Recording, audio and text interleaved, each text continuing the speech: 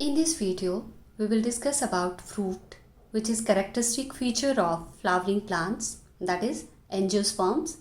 You studied in your class 9 about angiosperms and gymnosperms.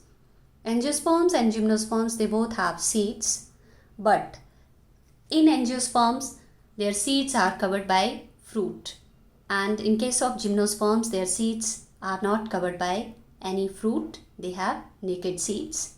So, fruit is characteristic feature of flowering plants. And what is fruit?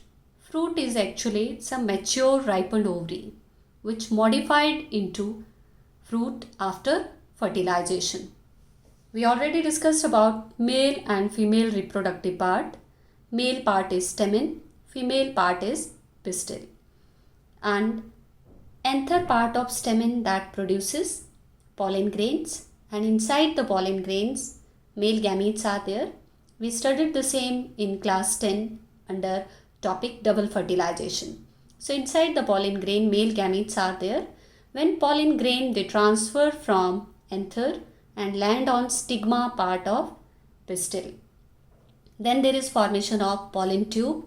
Through that pollen tube male gamete enter inside the ovule and get fused with female gamete. Fusion of male and female gamete, that is called fertilization. After fertilization, ovary change into fruit and ovules which present within the ovary, they change into seed. What about ovarian wall?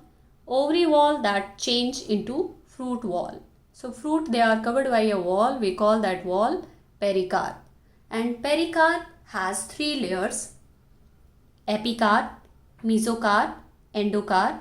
Here in this picture, the outermost cover, or nowadays there is season of mango. You can see this at your home. Like if you cut the mango, then the outer cover, that is epicarp, and the middle one, the edible part, juicy, fleshy part, that is mesocarp.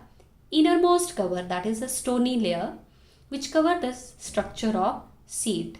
Seed is covered by layer, we call that layer endocarp. Outermost epicarp, middle one mesocarp, innermost endocarp. Mesocarp is edible part of fruit here. Okay. And then we categorize the fruits on the basis of their origin into three types. First one, true fruits. True fruits are those fruits which formed only from ovary part of flower. Other parts of flower, they are not involved in the formation of fruit. Those fruits are called true fruits. An example is mango.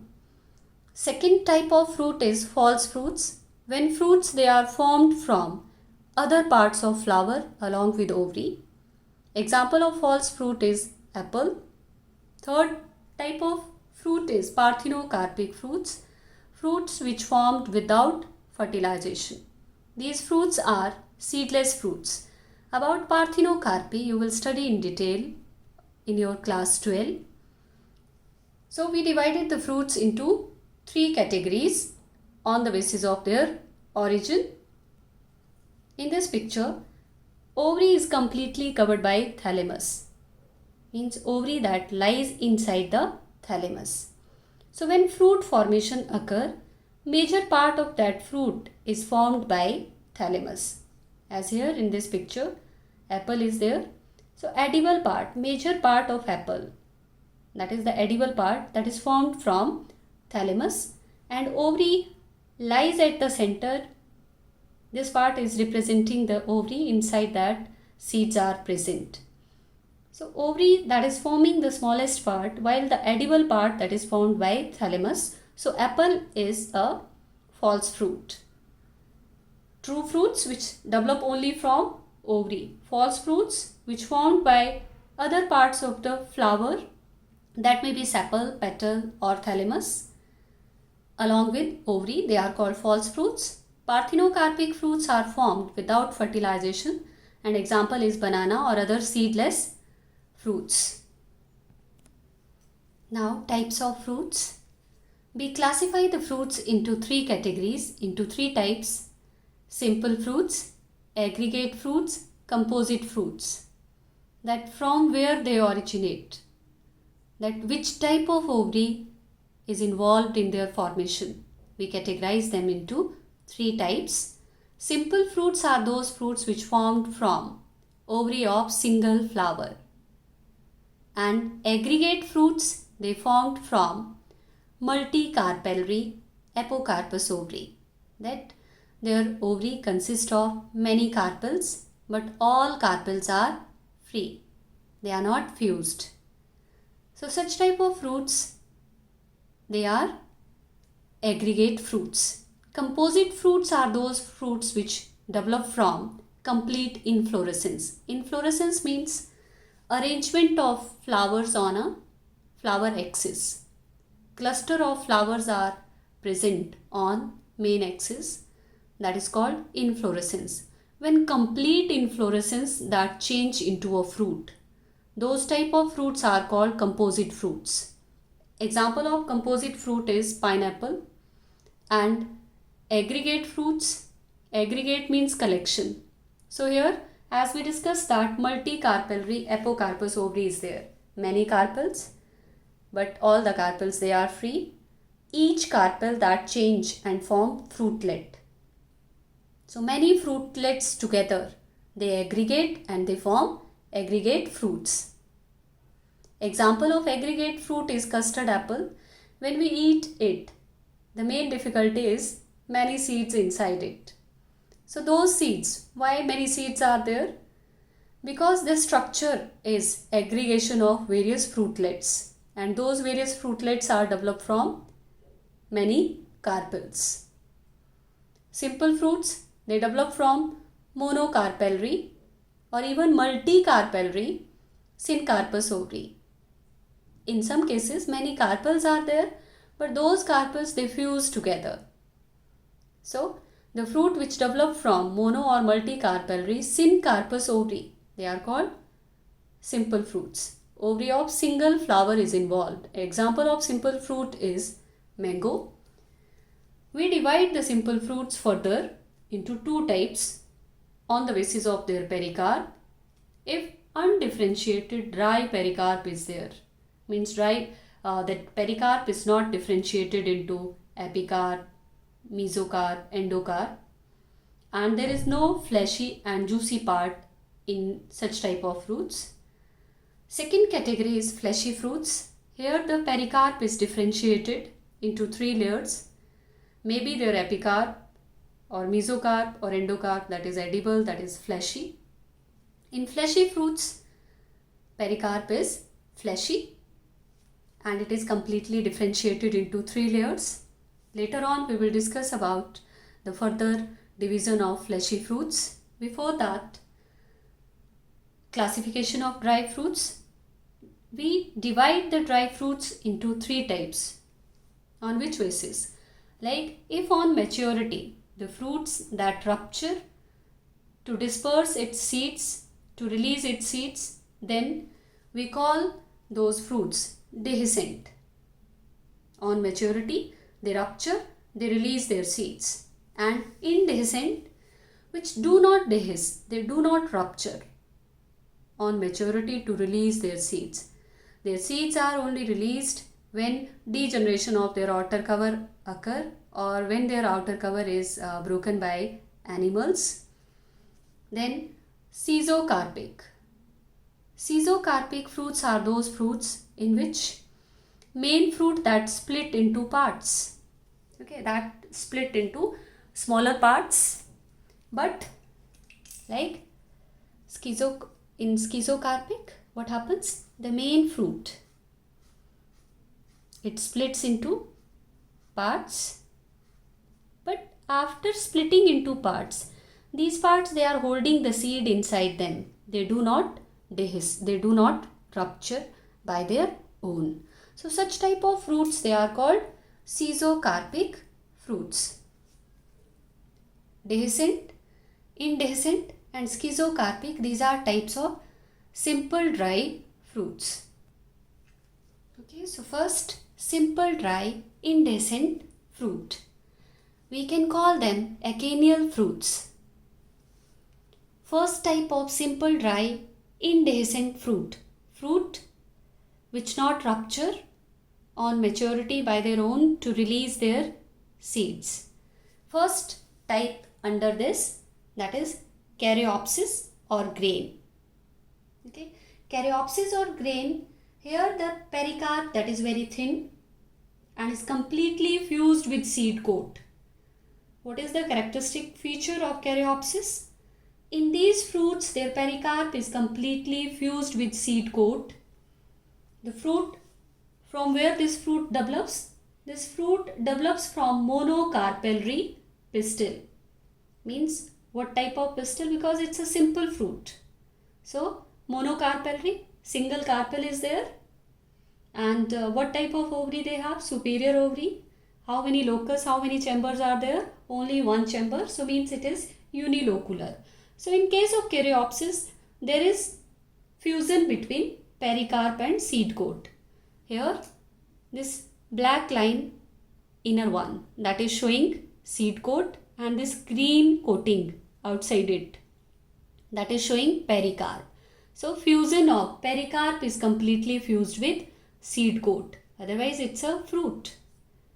Okay, we can call it grain or Caryopsis. Why? Because pericarp is completely fused with seed coat. Examples are wheat, rice, maize. Then second category of simple dry indehiscent fruit, that is acne. An example of acne is mirabilis. Normally we can call that 4 o'clock plant. In acne, what is there? The thin dry pericarp. Okay. In case of acne, pericarp is free from seed coat. This black line is showing seed coat and outer cover, that is pericarp. So pericarp is not showing any kind of fusion here. It is attached, or it is showing connection only at one point here. Otherwise pericarp is free from seed coat. Like Caryopsis, pericarp and seed coat is not completely fused. Pericarp is free from seed coat only at one point. It is attached to the pericarp, or seed coat and pericarp, they are showing attachment only at one point. From where these fruits develops? These fruits develops from monocarpellary pistil having superior unilocular ovary.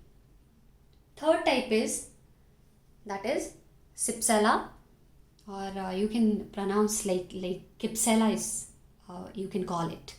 Okay, Cypsela, here the fruit that develop from inferior, not from superior. Other two they develop from superior ovary, Caryopsis and acne. In case of Cypsela or Cypsela, fruit develop from an inferior unilocular ovary. You know about inferior ovary, that ovary which lies at lower position than other floral appendages. Example of Cypsela is, that is Sonchus, sunflower, marigold. Here their calyx that get modified and form a structure which is called pappus. It helps in dispersal of seed. For dispersal, their calyx get modified and form a structure. We call that structure pappus. This is a fruit. So pappus is helping in fruit or seed dispersal.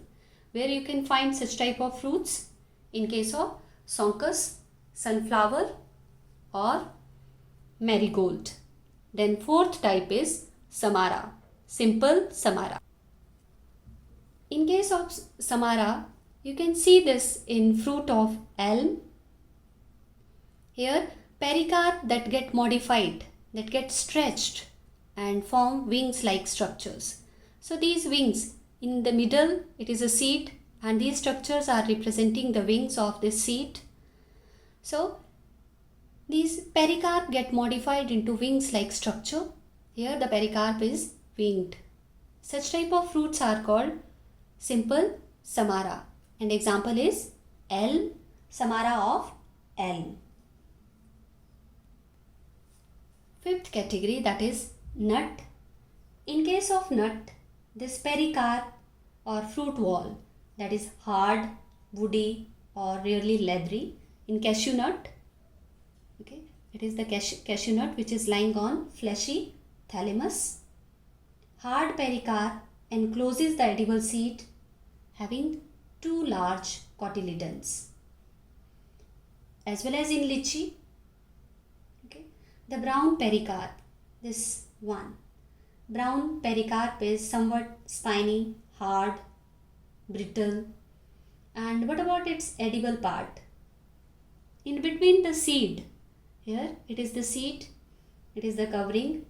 Between the seed and pericarp is little bit spiny, okay, hard. Between pericarp and seed, this part it is called aril. It is white, translucent, fleshy, edible structure. So it is also representing, it is what kind of fruit is lychee? It is a nut, cashew nut, lychee, walnut. They are the example of this category. In the single seeded, indehiscent and dry fruit, the fruit wall is hard. Fruits are single seeded and their pericarp is hard. Okay. In some cases, in lychee, it is somewhat spiny and brittle. And the part which we eat that lies between seed and pericarp, that is called aril. Okay, so this is all about simple dry indehiscent fruit. In next video, we will discuss about simple dry dehiscent fruit and schizocarpic fruits.